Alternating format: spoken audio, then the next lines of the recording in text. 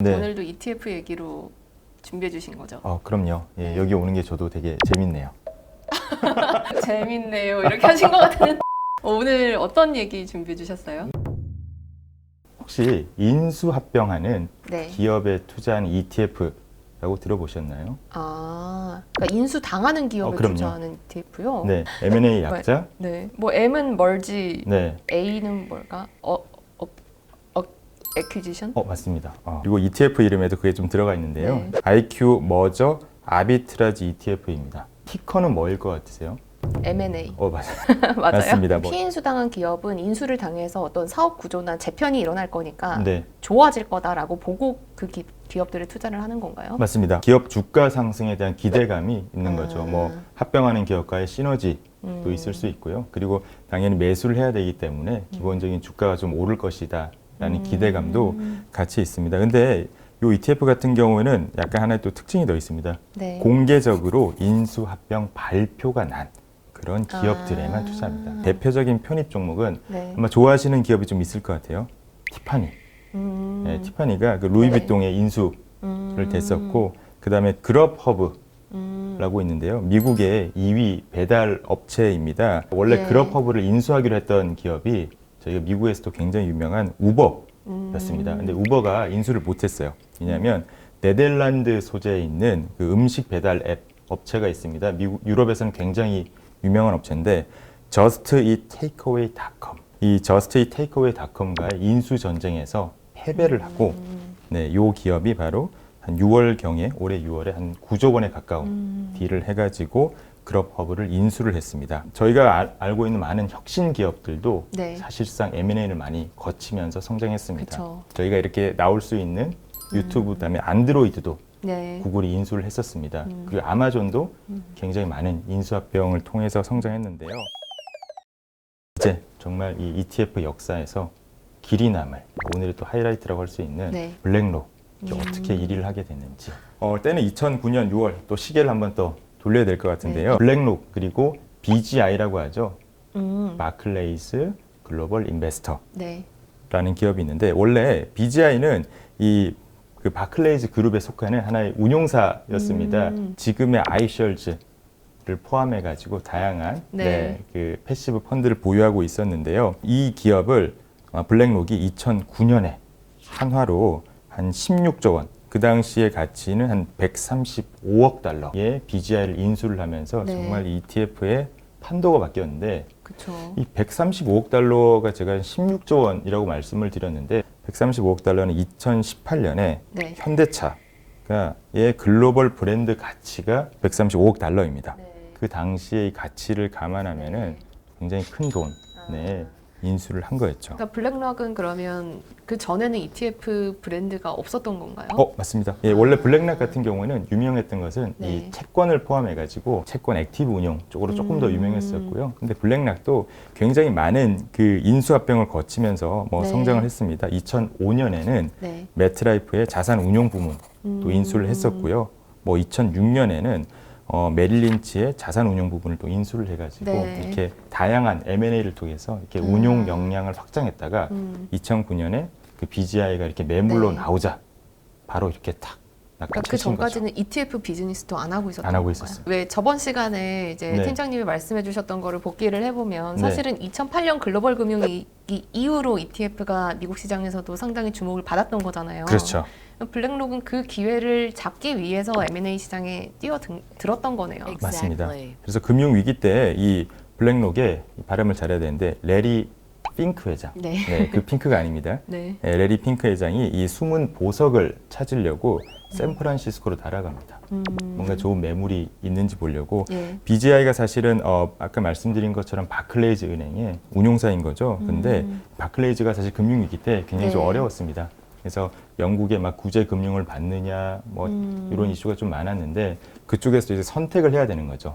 갖고 있는 자산들을 매각을 해서 네. 현금화를 시켜서 이렇게 대차 대조표를 좀 건전하게 만들 것인지 아니면 정부의 돈을 받아 가지고 대신에 정부의 간섭을 받을 것인지에 대해서 고민을 하다가 예. 갖고 있는 자산을 매각하기로 마음을 먹은 겁니다. 좀 조직을 슬림하게 만들기 위해서 이제 선택한 게 바로 ETF를 운용하는 그 아이쉐어즈 BGI. 브랜드를 가지고 있는. BGI를 매각하는 거였는데요. 근데 이게 그만큼 또 그 당시에 좋은 딜이었기 때문에 블랙록만 경쟁이 붙은 건 아니었어요. 그 뱅크 오브 뉴욕 멜론, 흔히 BNY 멜론이라고 하는데 네. 이 BNY 멜론과의 대결에서도 승리를 하고 맙니다. 네. 그래서 결국 하나로 한 16조 원 정도의 금액에 M&A를 성공을 하는데요. 네. 레리 핑크 회장이 그 이후에 인터뷰에서 밝힌 내용이 있습니다. BGI는 네. 회사 역사상 가장 큰 네. 거래이며 우리는 액티브 투자에 강한 반면에 BGI는 패시브 ETF에 강점이 있고 네. BGI 인수를 통해서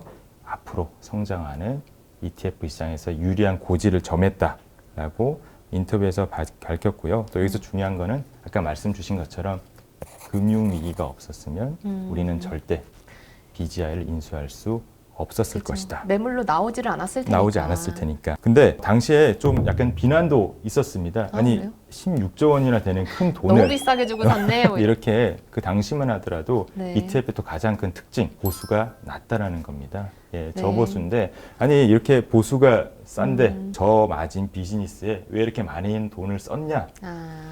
라는 비난도 있었지만은 뭐 지금 보면은 굉장히 잘한 선택인 엄청난 거죠. 선택이 된 거고요. 네. 근데 바클레이스도 사실은 그 당시에서는 왕관을 팔았다. 또 다른 게 있는데 왜 BGI를 팔았냐라는 거에 대해서 후대에 비난도 있었는데 근데 또 그때는 그런 생각이었겠죠. 팔릴 만한 걸 그럼요. 팔아야 시장에 내놔야 누가 사가지. 네네. 우리도 싫어하는 거 내놓으면 누가 사가겠어. 안 사죠. 예. 그리고 그 당시에는 바클레이즈에서 옳은 결정을 내렸고 굳이 뭐 표현을 하자면 그때는 맞고 지금은 틀리다 이렇게 말할 수 있을 것 같아요. 근데 그 당시에 만약에 BGI를 매각하지 않았으면은 뭐 영국의 구제금융을 받으면서 또 어려운 길을 하긴, 예, 그쵸. 굉장히 뼈를 깎는 그런 또 구제금융의 길을 또 걸었을 수도 있었고 네. 그리고 16조 원 정도의 금액은 사실 그 당시에도 적은 금액 아니었습니다. 네. 금융위기 직후였기 때문에 그 당시에서는 옳은 결정 이렇게 얘기를 할 수 있을 것 같아요. 네. 여기서 또 하나 또 재밌는 게 있습니다. 블랙록이 인수하기 전에 네. BNY 멜론과의 경쟁에서 이긴 게 아니라 네. 원래 인수자는 따로 정해져 있었습니다. 인수자가 정해져 있었다고요? 어디였나요? 원래는 블랙록이 아닌 CVC 캐피탈. 여기가 영국계 사모펀드 네, 네. 하는 운용사인데요. 국내에서 굉장히 유명합니다. 숙박앱 여기 어때를 네. 2019년에 한 4천억 원 정도로 인수를 했는데 네. 그때 2009년에도 원래 주인은 CVC 캐피탈이었습니다. 계약까지 했습니다. 근데 2009년 한 4월에 네. 44억 달러로 딜던을 했습니다. 그러면은 주인이 이미 바뀌었던 상황인 거네요. 그런데 네. 여기서 또 M&A에 고숍 조항이라고 있어요. 고숍, 네. 쇼핑을 가다라는 의미죠. 이 고숍 조항 덕분에 블랙록이 인수를 하게 됐습니다. 그게 어떤 조항인가요? 고숍은 사실 예. M&A 시장에서 굉장히 좀 뭐 일반적인 조항 중에 하나인데요. 네. 인수 제한자, 그러니까 제시한 조건에 네. 협의를 한 이후에 네. 그다음에 인수 제한자 여기서 보면은 블랙록 이전에 뭐 네. CBC 그리고 네. 바클레이스가 협의를 했어요. 그쵸. 근데 바클레이스가 한 2달 정도의 여유, 보통 네. 한 60일 정도의 시간 여유가 있는데 우리가 다른 데를 한번 찾아보겠습니다.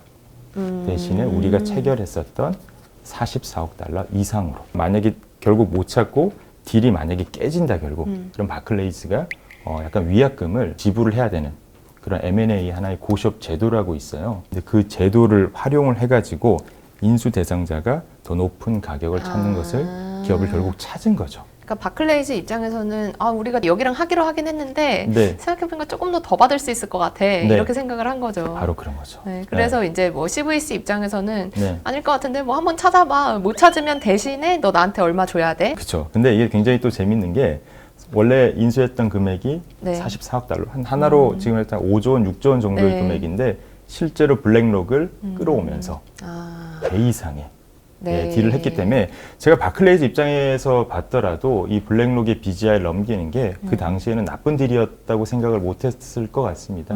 서로가 그 당시에는 윈윈을 했었고요. 보통 고숍 같은 경우 이사회가 이렇게 M&A 과정에서 좀 주주 네. 이익에 대한 극대화라고 하죠. 그래서 조금이라도 더 높은 네. 인수 가격을 받기 위해서 일반적으로 들어가는 그런 조항인데 이러한 고숍 조항 덕분에 예. 블랙락이 최종적으로 BGI를 인수할 수 있었던 역사가 또 있었습니다. 네. 네. 그래서 ETF의 하나의 뭐 획을 긋는 네. 그런 걸 한번 봤는데 그렇죠. 국내 금융기관도 한번 보면 될 것 같아요.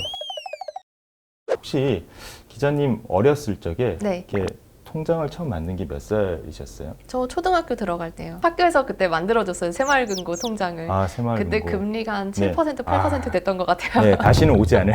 그 통장 어딨지? 지금 아마 어머님, 아이고. 엄마한테 전화를 해봐야겠다. 네. 또 어렸을 때 기억을 한번 되돌아보시면은 그 당시에 막 은행들이 꽤 많았던 것 같지 않으세요? 아, 그쵸. 뭐 이런저런 은행들이 많았죠. 근데 그 은행 지금 다 어디 갔을까요? 뭐 다 팔리고 합치고. 맞습니다. 전부 다 인수합병이 네. 됐는데요. 주로 IMF 때 저희가 부실 은행들이 많이 합쳐졌습니다. 네. 근데 국내 최초의 은행 간 합병은 몇 년일 것 같으세요? 97년 아닐까요? 아, 아닙니다. 아, 훨씬 이전이에요? 훨씬 이전. 아, 1976년에 서울은행과 한국신탁은행이 합병해서 서울신탁은행이 됐고요. 뭐 네. 이후에는 뭐 서울은행으로 바뀌기로 했는데 그때가 저희 은행 간의 최초의 합병이었고 그 다음에는 아시는 것처럼 IMF 때 부실은행 합병으로 네. 많은 은행들이 좀 없어졌습니다. 이렇게 은행 합병은 굉장히 좀 빨랐고 굉장히 좀 네. 많이 있었는데 증권사 같은 경우도 최근에 또 합병이 또 많이 됐죠. 저 증권부 있었던 시절이어서 힘들었어요. 아, 고생 많이 하셨네요. 네. 가장 많은 변화를 겪은 네.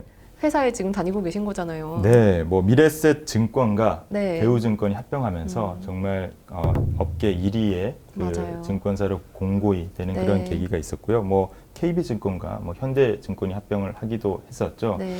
이런 뭐 국내 증권사도 이렇게 다양한 인수 합병을 통해서 사업 비즈니스를 확장하고 이렇게 규모도 키우는 걸로 M&A를 적극적으로 활용을 했었습니다. 네. 근데 이렇게 보면은 국내 금융기관들끼리 합병은 생각보다 좀 많았습니다. 뭐 사실은 뭐 IMF 때 매물로 나왔던 것들이 뭐 정부에서 운영을 하다가 다시 합병이 된 거긴 한데요. 네. 국내 금융기관이 해외 금융기관 또는 운용사를 네. 인수한 경우는 사실 그렇게 많지는 않습니다. 아, 한 2011년에 뭐 캐나다의 ETF 운용사인 뭐 호라이즌스 네. 인수를 회사 했었고요. 얘기를 하고 계십니다. 근데 제가 뭐 회사 얘기를 하려고 하는 게 아니라 네네. 회사를 굉장히 많이 찾아보니까 이렇게 국내 기관이 해외를 인수한 건 정말 많지가 않더라고요. 그다음에 뭐 호주의 베터셜스, 최근에는 미국의 테마형 ETF 전문 운용사인 글로벌엑스. 계속 회사 얘기를 하고 계십니다. 근데 이렇게 보면 뭐 오해를 하실 것 같아요. 네. 제가 회사 자랑하는 게 아니냐. 네, 오늘 그러면 네, 블랙록이 어떻게 1위의 아이쉐어즈를 가지게 됐나 네, 요 얘기를 오늘 해주신 거죠? 네, 맞습니다. 네. 금융은 사실 M&A를 네. 통해서 혁신하고 성장한다라는 것을 저희 과거 사례를 통해서 저희가 재밌게 볼 수 있었습니다. 다음 주에도 또 재밌는 ETF 얘기로 돌아오겠습니다. 고맙습니다. 감사합니다.